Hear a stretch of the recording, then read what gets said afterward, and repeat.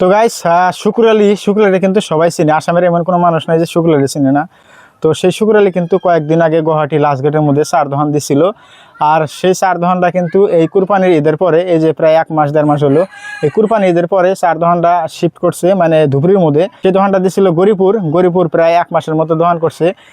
Recent এই যে 2-1 দিনের মধ্যে শুকুর আলীর সেই দোকানটা কারা মানে চুরি করছে, আর কারা মানে শয়তান কি করছে না, চুরি করেই দোকানটা ওই জায়গা থেকে গায়েব করে দিছে। এখন শুকুর আলী দেখতে পাচ্ছেন ভিডিওতে, শুকুর আলী এই গরিপুর যে আমরা ডিগি কই কিংবা নদী কই, গরিপুর টেম্পো স্টেশনের সামনে।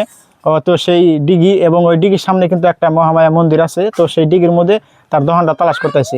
মানে একজনে এক কথা কইতেছে, কেউ কইতেছে শুকুর আলী ভাই তোমার দোকানটা নিয়ে পানিতে ফালিয়ে দিছে, তালাশ করতেও পাইবা। কেউ কইতেছে শুকুর আলী ভাই তোমার দোকানটা চোরে নিয়ে গেছে, পাইবা না। তো শুকুর আলী ভাই দেখতে পাচ্ছেন এই পানির মধ্যে কিন্তু তার দোকানটা তালাশ করতেছে। তো কোন মানুষে এই কামটা করছে, অ্যাকচুয়ালি এই কামটা করা লাগছে না, কারণ শুকুর আলী ভাই অনেক কষ্ট করেই চলতেছে। তারাদের কিন্তু বহুত জনে বহুত টাকা কামাই করতেছে, সে কিন্তু এক টাকা কামাই করা হারে না সোশ্যাল মিডিয়ার থেকে। এবং তার ভিডিও দিয়ে কিন্তু বহুত জনে বহুত টাকা কামাই করতেছে, তার সাথে দেখা করবার যায়, তার সাথে ভিডিও বানিয়া।